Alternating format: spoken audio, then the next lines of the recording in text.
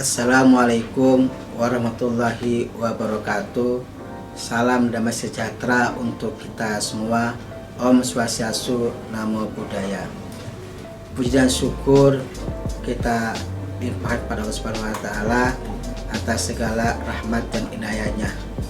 Saya Abdul Bari sebagai sekretaris perusahaan PT Jamprindo. Dalam kesempatan yang berbahagia ini ingin dapat saya sampaikan bahwa PT Jaminan Kredit Indonesia atau Jamprindo terus berkomitmen memacu UMKM naik kelas. Hal ini sangat penting karena UMKM merupakan fondasi perekonomian nasional dan berkontribusi bagi kebangkitan ekonomi nasional. Sebagai perusahaan penjaminan terbesar di Indonesia, Jamprindo terlibat aktif dalam upaya untuk mendorong agar UMKM bisa naik kelas melalui berbagai infrastruktur dan akses pendukung demi memberikan kemudahan pengajuan penjaminan dan dukungan terhadap UMKM dalam hal pemberdayaan. Di PT Jamprindo sendiri, program mitra binaan sudah ada sejak tahun 1993 dan untuk program bantuan bina lingkungan sudah ada sejak tahun 2007. Karena banyak pelaku usaha yang berpotensi namun masih belum bankable, sehingga dengan adanya program ini Jamprindo dapat memfasilitasi pelaku usaha yang bergerak di sektor kecil dan menengah dengan memiliki prospek dan potensi untuk diberikan kebutuhan modal kerja agar dapat berkembang dalam meningkatkan produksi dan penjualannya. Harapan kami untuk UMKM binaan dan industri UMKM lainnya untuk bisa terus memberikan kapasitas usahanya dari program-program yang sudah disediakan untuk mengembangkan usaha. Terlebih lagi, kemampuan sistem keuangan UMKM yang menjadi masalah untuk dapat menjadi UMKM naik kelas. Karena potensi UMKM di Indonesia sangat besar untuk dapat naik kelas menjadi usaha menengah. Harapan kami untuk UMKM lebih sadar lagi akan pentingnya sistem keuangan yang baik. Demikian yang bisa saya sampaikan. Terima kasih. Wassalamualaikum warahmatullahi wabarakatuh. Salam damai sejahtera untuk kita semuanya.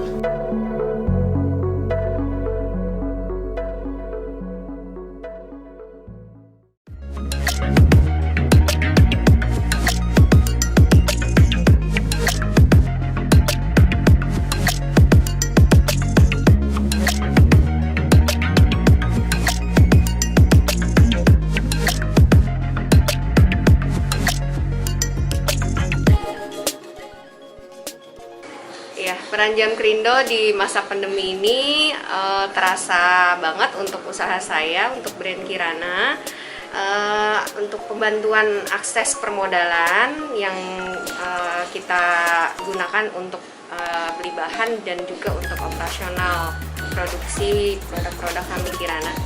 Terima kasih Jamprindo, semoga sukses dan jaya selalu.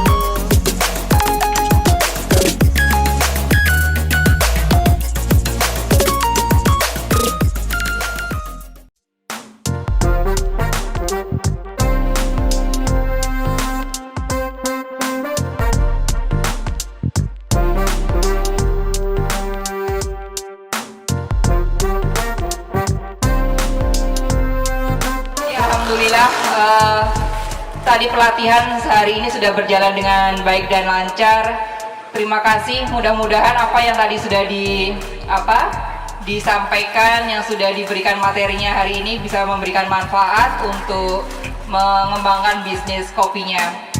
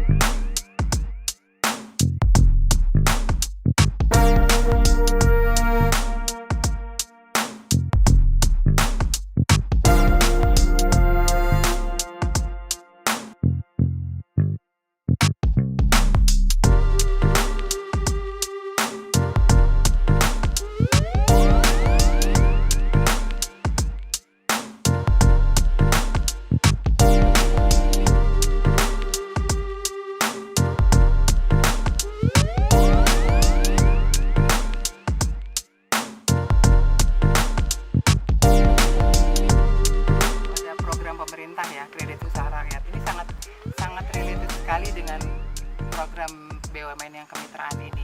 Jadi setelah menyelesaikan program kemitraan ini, yang terkait dengan UMKM memiliki kesempatan untuk mengakses KUR, Pak. Ya, Bapak Ibu semuanya, dari perbankan yang merupakan program pemerintah dengan bunga yang sangat kecil sekali. Gitu. Nah, tapi untuk mengakses KUR, tentu saja UMKM ini harus tetap memenuhi kriteria sebagai calon debitur atau penerima KUR, yaitu harus visible, bankable, yang kayak gitu, dan tentu memiliki kualitas penjaminan atau pinjaman yang punya performance-nya yang baik. Jadi memang sebelum dia meningkatkan pinjaman ke bank atau non bank melalui KUR, diawali dengan pinjaman kemitraan ini. Jadi hasil dari pinjaman kemitraan ini kalau memang pas performance-nya bagus dan dimungkinkan untuk menambah modal, tadi kan kita lihat tuh fasilitas modalnya sangat minim ya, karena memang masih pemula. Tapi dengan berkembangnya produksi atau permintaan atau demand masyarakat, itu bisa berkembang dan butuh modal yang lebih tinggi, itu bisa dilakukan nanti oleh bank atau melalui program KUR tadi. Jadi memang sangat sinergi ini sangat related dari awal, jadi cikal bakalnya dari hulu ke hilir. Kami ada produk lagi yang telah dirintis juga di teman-teman kantor pusat, yaitu penjaminan sistem resiko dan SRG. Jadi ini juga Jamkrindo menjadi mandatori satu-satunya untuk melakukan penjaminan risiko, dan kebetulan kopi ini masuk ya Bu Jaya. Salah satu dari komoditi yang komoditas dari 14 komoditas. Nah ini juga 2 bulan lalu di koran PL juga di headline bahwa Ridwan Kamil akan mendrive supaya resi gudang ini hidup kembali di Jawa Barat, karena ini banyak potensinya besar dan perlu juga pendampingan sinergi gitu ya melalui perbankan dan dijamin oleh Jamkrindo.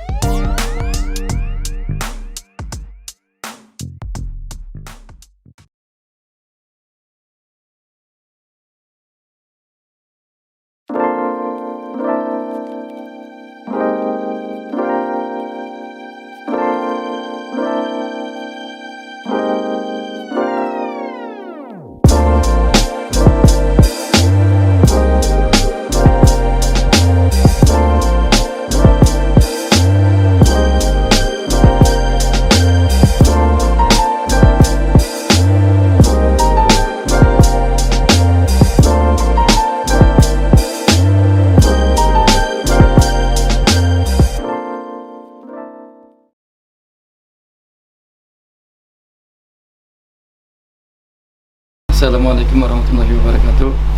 Saya Muhammad Yusuf Heru Purnomo. Saya pemilik merek Jaidan Fashion dengan usaha baju-baju muslim dan produk durian.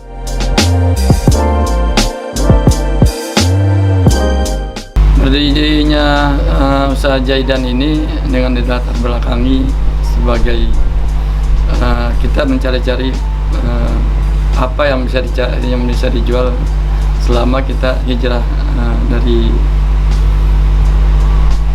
asuransi. Akhirnya kita menjual produk muslim dengan brand Jaidan di tahun 2017 bulan Agustus. Dari asuransi kita belajar, akhirnya kita memutuskan hijrah dari asuransi. Akhirnya kita mencari apa sih yang bisa dijual dari produk-produk sekarang gitu yang bisa ngetrend. Akhirnya kita memutuskan untuk menjual produk muslim yang bisa dipakai oleh seluruh yang baru hijrah. Dari situ kita jual, oh ya ini bisa nih sirwal. Nah dari sirwal itu berkembang menjadi fashion muslim seperti baju koko, terus kurta, jubah, dan gamis.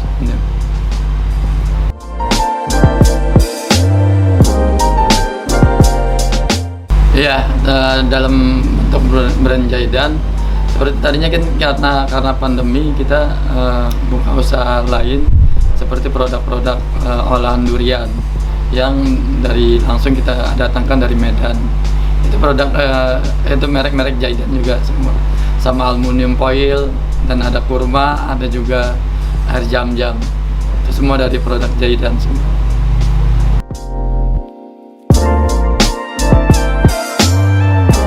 Di tahun 2020 di bulan Januari kita dikenalkan dengan ada Jari Jam Krindo dengan fasilitas bantuan permodalan dan pembinaan di Januari itu.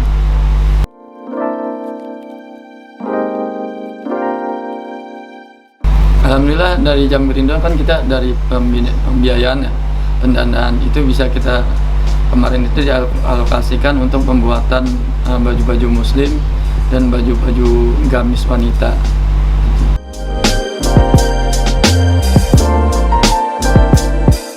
Target market kita biasa buat kalangan anak muda yang baru-baru hijrah, istilah katanya sekarang kan banyak yang istilah hijrah. Nah itu kita di situ dan alhamdulillah kita bisa diterima di market itu dengan banyak yang request gitu ya, request masalah baju atau masalah fashionnya, dan kita juga lebih ke menengah dan ke atas middle gitu.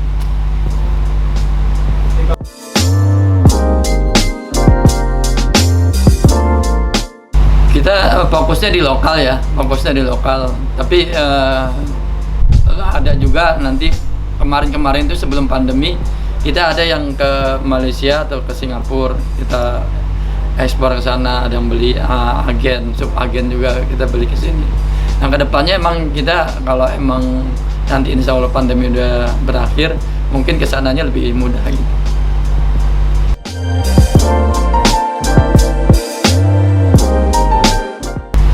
Produk kita dengan kualitas bahan yang bagus ya, terus dipakai nyaman, jahitan bagus, dan sesuai dengan kekinian lah gitu, karena kita pasarnya juga kebanyakan anak-anak muda yang baru-baru hijrah itu aja.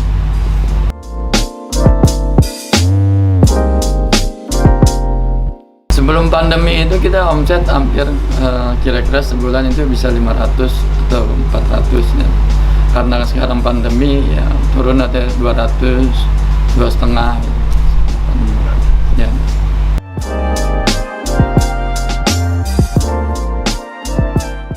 Ada dengan kalau misalkan produk baju kan fashion ya emang agak turun, cuma kita masih bisa bertahan dengan memunculkan produk-produk model-model terbaru dari itu. Dan ininya juga selain itu juga kita ada menjual produk-produk seperti durian olahan atau durian dari Medan itu yang di box-box. Terus ada jual juga aluminium foil yang buat masakan. Terus kita juga menjual madu. Terus ada juga air jam-jam dan kurma. Jadi menutupi produk yang turun dari Jaidan yang fashion itu. Oh, berarti itu produk-produk kayak madu tadi, air jam-jam itu adanya pas ada pandemi? Iya, pas ada pandemi jadi kita bersiasat apa yang bisa kita jual untuk bisa bertahan di pandemi ini.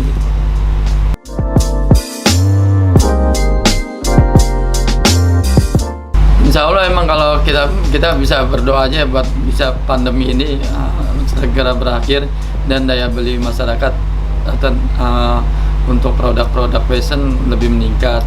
Dan kita juga insya Allah kedepannya kita mau buka satu jadi oleh-oleh haji, insya Allah oleh-oleh haji ini nanti ada misalkan kurma atau itu nanti di oleh-oleh haji, kacang-kacangan, terus kurma, jam-jam itu nanti dibuat perkembangan selanjutnya. Kapan Pak kira-kira Pak?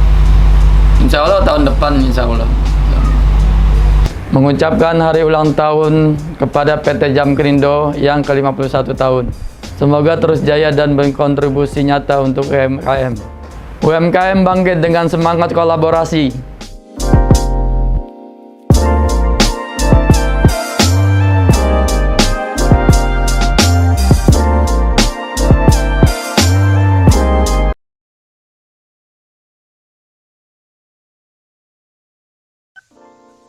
Oke.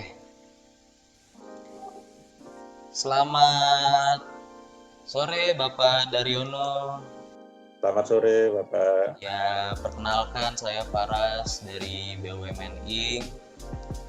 yang ingin mewawancarai Pak Daryono selaku UMKM binaan dari Jampindo ya Pak ya? Iya.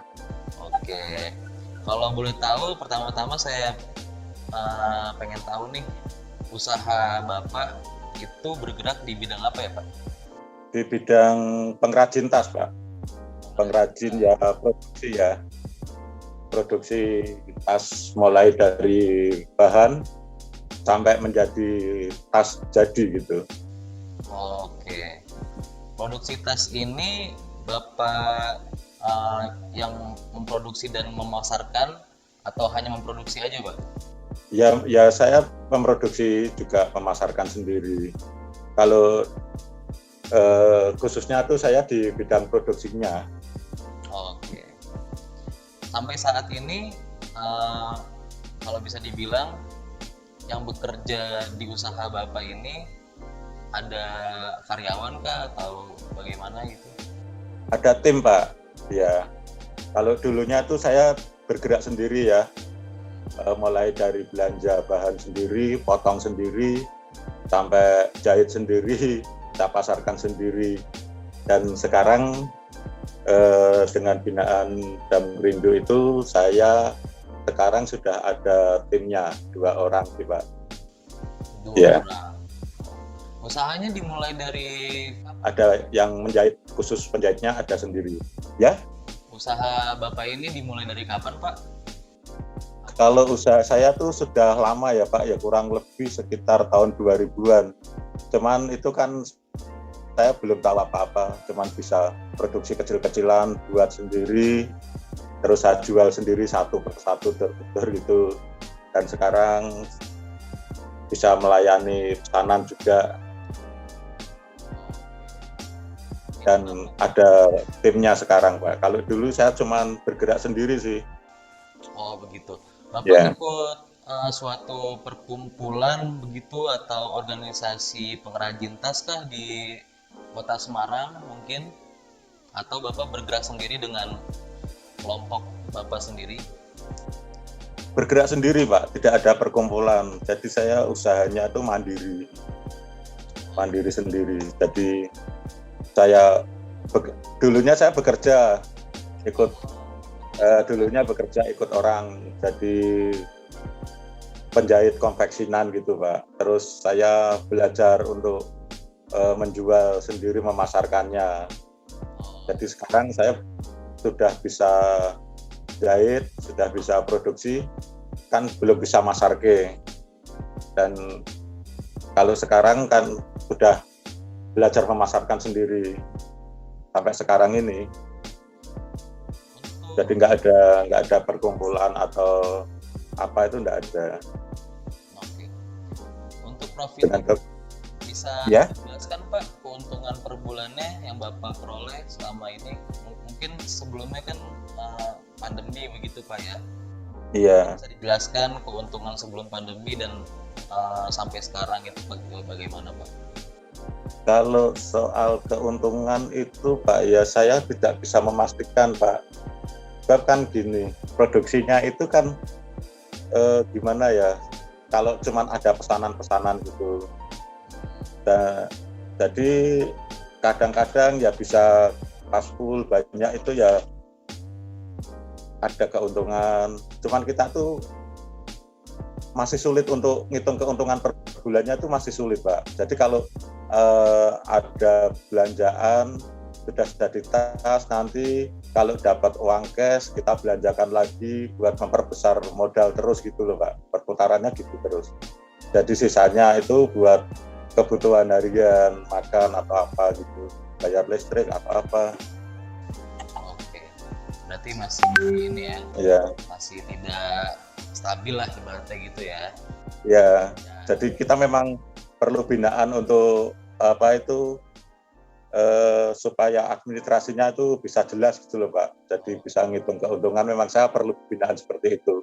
Memang dari dulu saya tuh usaha aja gitu, dapat kita kerja, dapat uang buat belanja lagi, buat produksi lagi, dijual lagi. Nanti kalau keuntungannya jadi di produksi saya yang dulunya bisa melayani kecil, sekarang bisa melayani agak besar gitu. Jadi keuntungannya tuh saya buat perkembangan usaha saya terus, ya. Nah, sampai sekarang ini. masalah binaan nih Pak dari Jamkrindo ya. Iya. Bisa diceritakan Pak awal mula Bapak menjalin kerjasama atau menjadi binaannya UMKM Jamkrindo itu awal mulanya seperti apa Pak? Tentang binaannya tuh Pak ya saya diajarkan sih Pak untuk bisa istilahnya itu gimana ya, dipelajari cara-cara memasarkannya seperti ini, terus untuk memasukkan di kantor-kantor souvenir gitu Pak. Cuman saya kan juga belum ada perizinan sih Pak. Jadi saya tuh masih minder gitu kalau mau memasarkan di kantor-kantor atau di tempat pengadaan barang itu. Jadi saya hanya bisa memasarkannya di pasar-pasar kaki lima gitu, kecil-kecil gitu. Ya. Tapi untuk sejauh ini yang Bapak ikuti binaan Jamkrindonya apa saja Pak kegiatannya? Binaannya ya itu Pak, saya diajarkan seperti itu tadi, diperkenalkan dengan produk-produk lain, seperti kalau ada itu yang produksi binaan-binaan lainnya itu Pak diperkenalkan, belajar cara memasarkannya itu seperti itu sampai sekarang ini. Tapi banyak kegiatan yang Bapak ikut ya? Ya, banyak kegiatan. Jadi binaan Jamkrindo ya? Supaya bisa memperluas pemasaran saya itu gimana gitu loh Pak, istilahnya. Oke. Selain keuntungan dari kegiatan tersebut, ada keuntungan lain Pak yang diberikan oleh Jamkrindo seperti bantuan kah atau? Oh ya, ada Pak keuntungannya yang dari Jamkrindo Pak.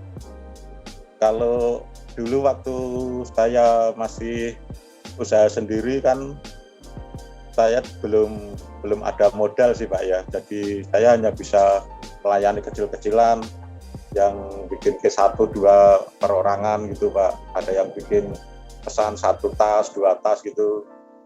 Dan setelah saya dibina Jamkrindo, saya mendapatkan modal dari Jamkrindo Pak, beri pinjaman modal istilahnya gitu. Jadi kalau ada pesanan-pesanan dari pedagang kaki lima sejumlah berapa lusin gitu, saya bisa bikin. Dan saya juga sekarang sudah ada timnya 2 orang untuk membantu produksi saya. Saya pernah mendapat pinjaman dari Jamkrindo itu 40 juta Pak. Terus saya buat usaha itu. Dan sekarang bisa menambah peralatan seperti mesin jahitnya, yang dulunya cuma punya 1, sekarang ada 3. Dan tempat untuk produksi sendiri, saya dulunya masih cari-cari tempat itu bingung. Sekarang sudah ada tempatnya untuk display produknya itu. Ya karena cukup membantu lah Pak ya. Ya cukup membantu Pak. Nah, untuk terakhir nih Pak, pertanyaan terakhir Pak. Ya. Harapannya Bapak terhadap Jamkrindo sebagai UMKM binaan, itu harapannya apa Pak untuk kedepannya? Oh itu ya Pak. Ya harapan saya tuh binaan dari Jamkrindo itu saya bisa memasarkan produk-produk saya itu menjadi lebih luas gitu loh Pak.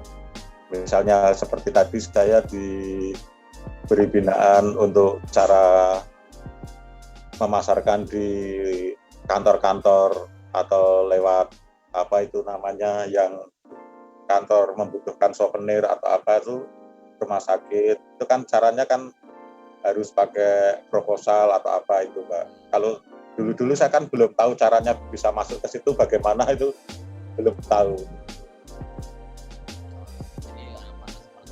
Ya harapan saya bisa masuk, bisa melayani instansi untuk seminar gitu juga Pak. Jadi nggak lewat tangan kedua atau tangan ketiga gitu loh Pak. Berarti harapannya saya tangkap dari Bapak Daryono itu untuk lebih diperhatikan lagi Pak ya. Untuk Iya. pemasarannya, pembinaan. Suaranya kok masih terputus-putus Pak, kurang denger. Oh iya. Ya. Jadi harapan dari Pak Daryono itu untuk lebih diperhatikan lagi lah Pak ya. Dari Iya Pak. kegiatan dan pemasarannya gitu Pak ya. Iya betul. Oke, kalau begitu Pak Daryono cukup sekian dari wawancara kali ini mungkin ya. Terima kasih Ya. Pak Daryono atas waktunya. Iya. Telah menyempatkan Sama-sama Pak. wawancarai ya Pak ya. Iya. Oke, terima kasih Ya. banyak Pak Daryono. Ini kan termasuk ini Pak, berkat dari saya. Oh iya, itu Iya. nanti Bapak kalau punya video atau foto proses pembuatannya boleh Pak dikirimkan Pak ya. Oh iya, boleh Pak. Iya, Iya. di tempat-tempat saya usaha gitu Pak ya. Iya, nanti wawancara ini akan dijadikan video Pak, disatukan dengan UMKM yang lainnya Pak. Oh gitu ya Pak. Iya Pak. Terima kasih Pak. Ya, nanti dikirimkan saja ke WA saya Pak ya, video pembuatan atau foto-fotonya segala Oh, macam Pak ya. Masa prosesnya pembuatan tasnya itu Pak ya. Iya, proses-prosesnya boleh biar supaya menarik lah seperti itu Pak.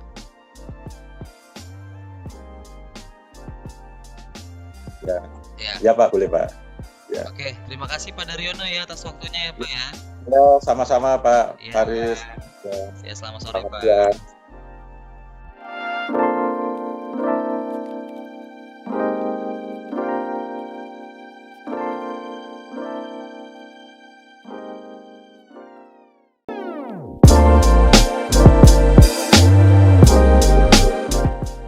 Selamat siang Bapak Romo.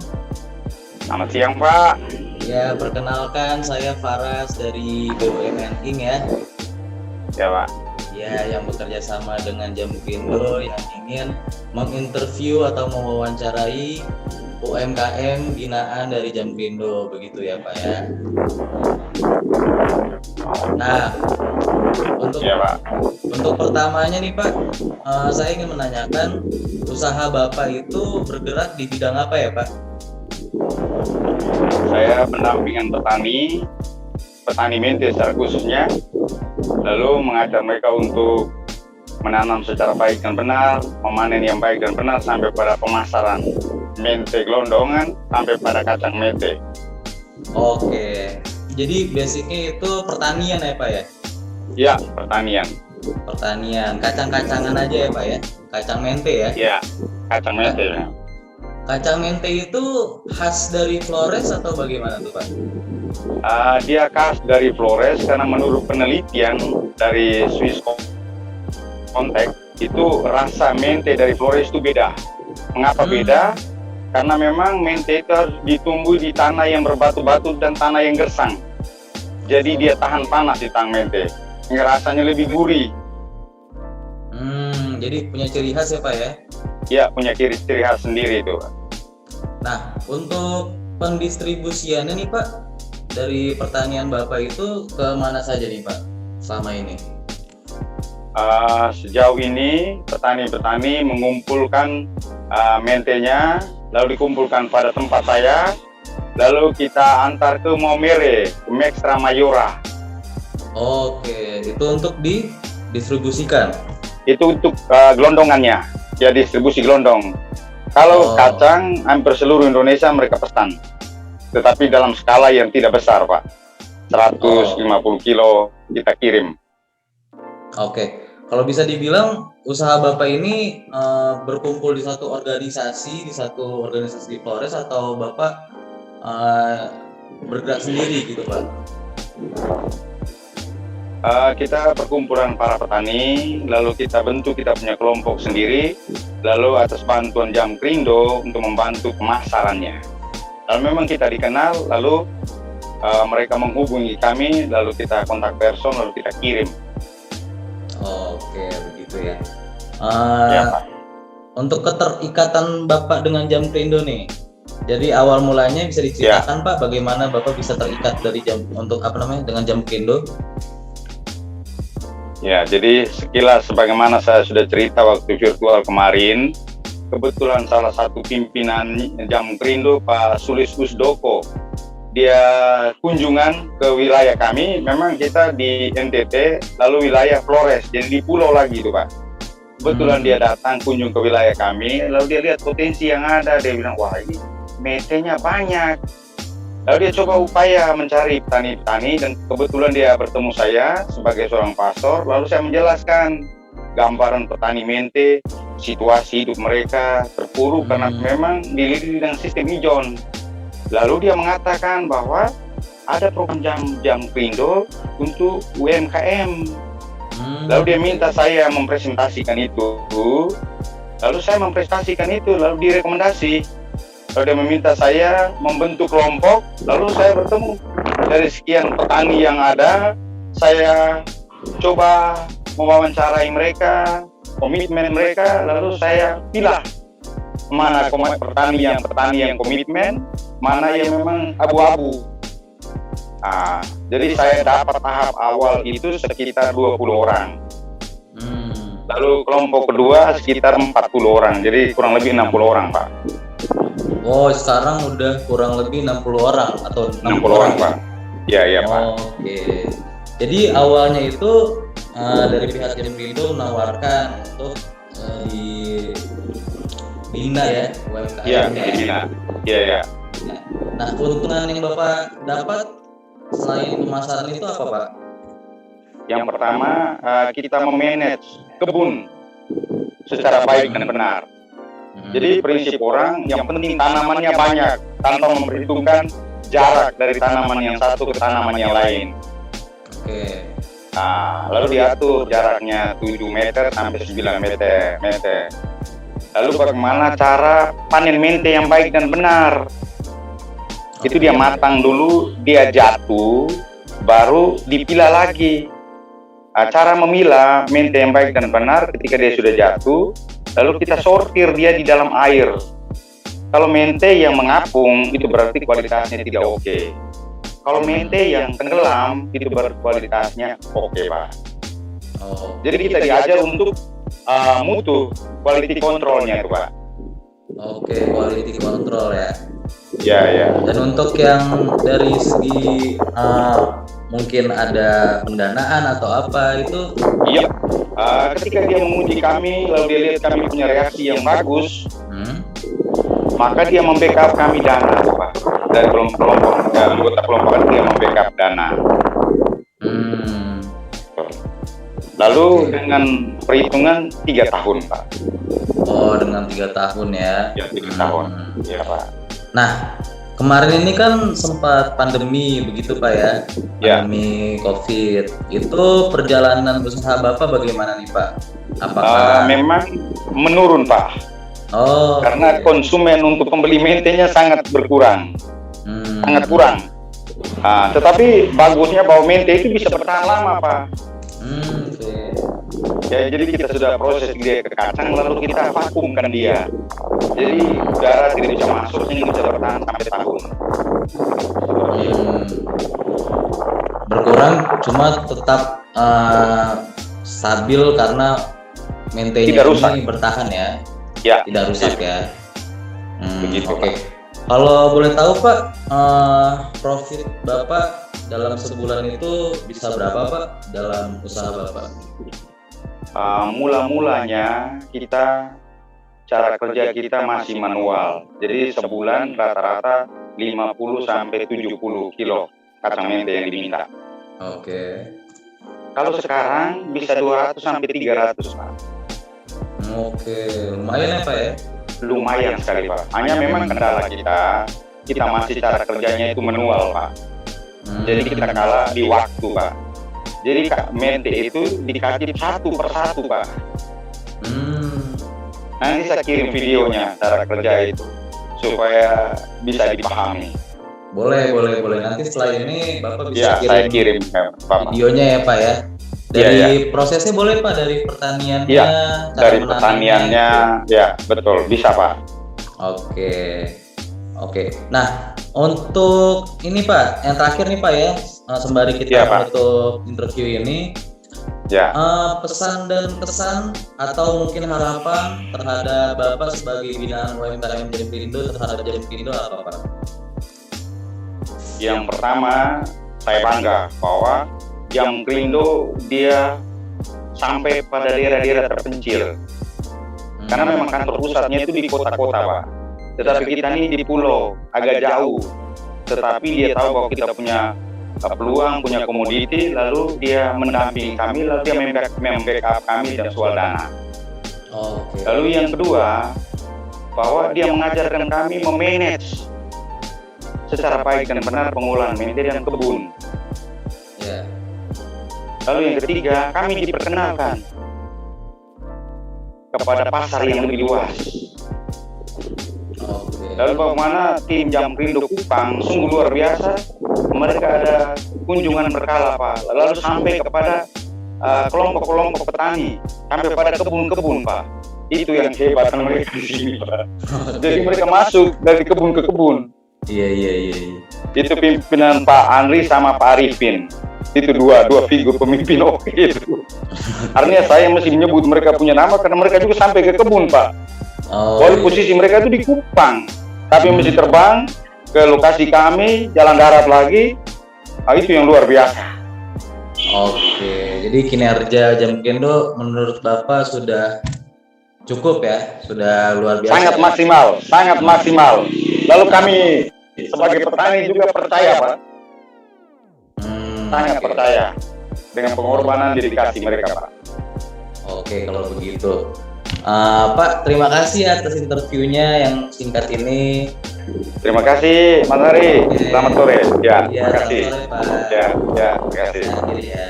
Ya, terima kasih.